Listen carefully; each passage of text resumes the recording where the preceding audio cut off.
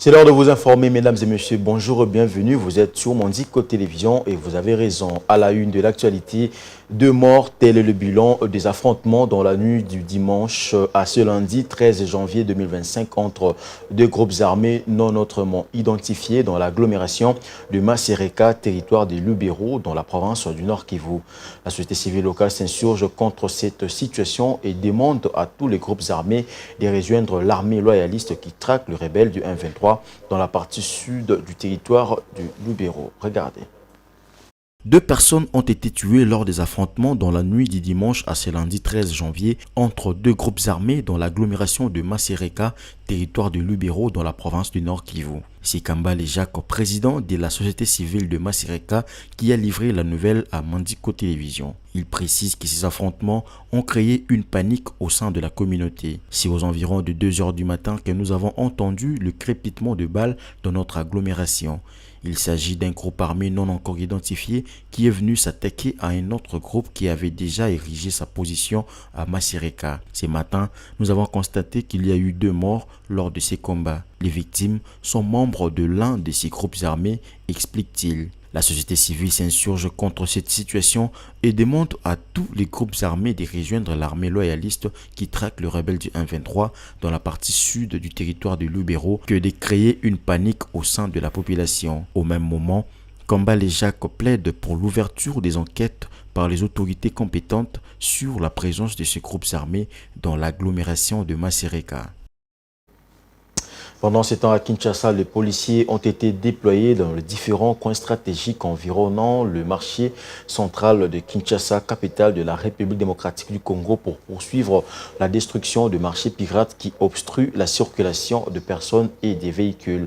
Après l'avenue du commerce le week-end dernier, le marché pirate situé sur les avenues Bokassa, Rwakadingi et Kasavubu ont été détruits à la grande satisfaction de la population. Suivez ces reportages. Les policiers poursuivent sans relâche l'assainissement sur les artères principales de Kinshasa, capitale de la République démocratique du Congo, devenue impraticable. Le week-end dernier, la commissaire supérieure adjointe Esther Massoudi, commandant du marché central de Kinshasa, et son équipe ont évacué le marché pirate se trouvant sur les avenues Bokassa, Rwakadingi et Kasavubu. Cette fois-ci, comme les autorités du pays sont déterminées, les commissaires de la police provinciale Blaise Kilimbalimba est déterminé. Nous aussi, accompagnés du commandant de l'assainissement, nous sommes déterminés. Personne ne retournera ici. Celui qui retournera ici va subir la rigueur de la loi. Ça fait 2 jours depuis que nous... Satisfait du travail réalisé par la police qui a réussi à dégager la voie envahie autrefois par les vendeurs, Christian, habitant de Kinshasa, encourage l'initiative et espère à l'aboutissement de cette opération par la réhabilitation de cette artère d'une importance capitale à Kinshasa. Je suis très content parce que nous avons vu ce qui se passe ici. La route Bokassa a été, pendant un moment, dans des mauvais états et nous sommes en train de constater ce qui se passe. Il y a un travail qui vient d'être lancé. Et nous ne savons pas jusqu'où ça ira ce travail parce qu'au Congo, nous assistons à des problèmes, à des œuvres qui n'arrivent jamais à la fin. Et nous sommes dans un pays où nos autorités commencent de travaux mais qui ne les achèvent pas. Alors nous demandons que ce travail qui vient de commencer, que ça touche à sa fin et nous serons très contents. Cependant, certaines personnes estiment que l'autorité urbaine devra prévoir un autre site où ces commerçants pourront exercer leurs activités qui constituent leur gagne-pain en toute quiétude. Ce qui fait mal, c'est de voir comment est-ce que les étalages de vendeuses ont été cassés. L'avenue était encombrée, mais maintenant elle est dégagée et ça fait du bien. Mais ça fait mal pour ces mamans, mais pour la route, c'est vraiment merveilleux de la voir dégagée. Cette route semblait ne plus exister et pourtant, elle était bel et bien là. Si l'autorité peut aider nos mamans, leur donner une place pour vendre, pour nous faciliter aussi dans nos familles. Mais hormis cela, nous apprécions l'état actuel de la route.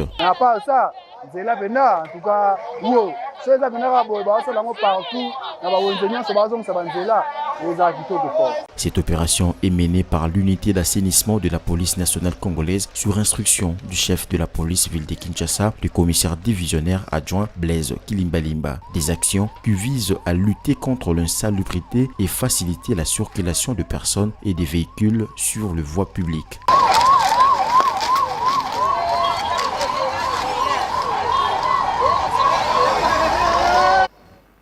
Pendant ces temps, plusieurs quartiers de la ville de Lubumbashi, chef-lieu de la province du Haut-Katanga au sud-est de la RDC, sont confrontés à des coupures intempestives de l'électricité. Une situation qui devient préoccupante pour les habitants de cette ville à cause de préjudices causés dans certaines activités commerciales et ménagères.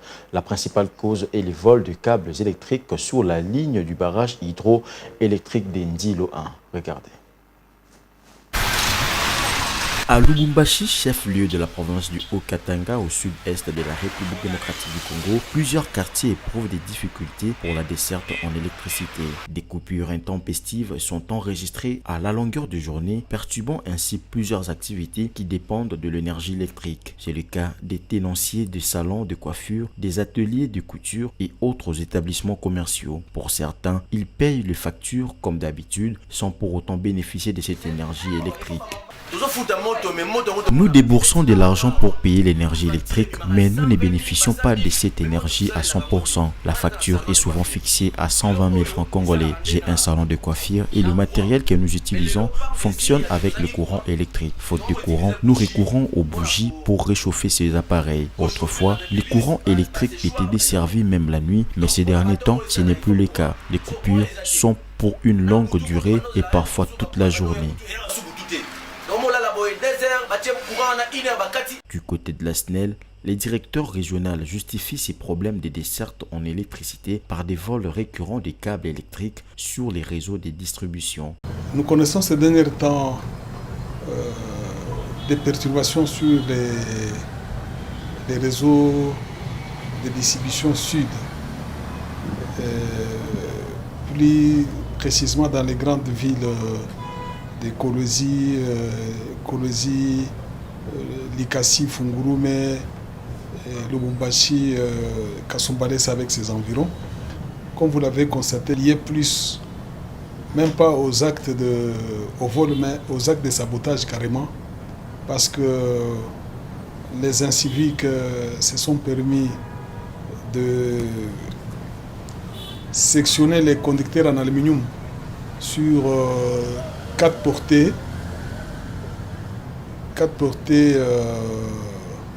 de la ligne 120 kV Nzilo 1 Kolwezi. Or, c'est la seule ligne qui nous permet d'évacuer toute la production d'Nzilo vers les répartiteurs ouest à Kolwezi.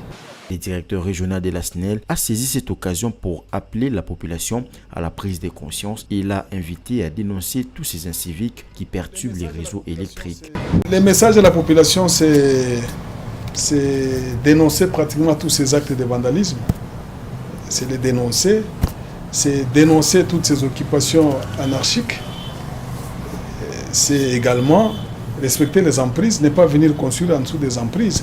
Rassurons que la SNEL continue à travailler, fait un effort dans ces conditions difficiles et nous continuons toujours à donner de l'énergie électrique. La SNEL rassure ses abonnés que la situation sera rétablie d'ici peu et que tout sera remis dans l'ordre. La population attend voir les améliorations de la desserte en électricité pour continuer les activités comme d'habitude. Rendons-nous à présent au centre du pays, précisément dans la ville de Mbuji-Mayi, où les travaux de lutte anti-érosive se poursuivent dans les sites érosifs Mulamba-Wampoyi, situés entre les communes de Kanchi et Bipemba. Ces travaux ont repris depuis le lundi 6 janvier 2025, après une année d'interruption à cause du retard de décaissement de la deuxième tranche de fonds prévus pour ces travaux. Le gouvernement a finalement honoré sa part des contrats envers l'entreprise chinoise CGCD qui exécute les travaux sous la supervision de l'Office des voiries et drainage OVD. Regardez. Les tracteurs et d'autres engins sont déjà à l'œuvre sur le site érosif Mulamba-Wampoyi à Mbuji-Mayi après 2 ans d'arrêt des travaux. Les ouvriers de l'entreprise chinoise CGCD, sous la supervision de l'OVD, sont en train de travailler sur le grand collecteur qui a été construit pour évacuer les eaux des pluies dans cette partie de la ville. Le gouvernement de la RDC a débloqué 2 millions de dollars pour achever ces travaux qui ont connu un retard d'exécution. Jean-Félix Mutombo, Moutombo, chef de service technique de l'Office des voiries et drainage, a expliqué ce qui a été à la base de l'arrêt des travaux par l'entreprise chinoise CGCD. L'arrêt des travaux pendant 2 ans dans le site érosif Mulamba Wampoi a eu des conséquences sur l'ouvrage déjà construit. Beaucoup des terres déremblées ont été emportées par les eaux de ruissellement. Même une 50aine de mètres du collecteur ont été emportés par la pluie. En plus, il y a eu vol des matériaux de construction par la population riveraine. Malgré cela, après la réception des fonds, l'entreprise chinoise a déjà repris les travaux, a rassuré Jean-Félix Moutombo. Les travaux ont été à l'arrêt pendant plus ou moins 1 année et demie. On vient de donner encore à l'entreprise 2 millions de dollars pour que l'entreprise puisse poursuivre les travaux. Dans la logique de l'entreprise, c'était que l'argent qu'on a remis, qu'on lui a donné, c'était le remboursement par rapport aux travaux qu'elle avait déjà fait à l'avance.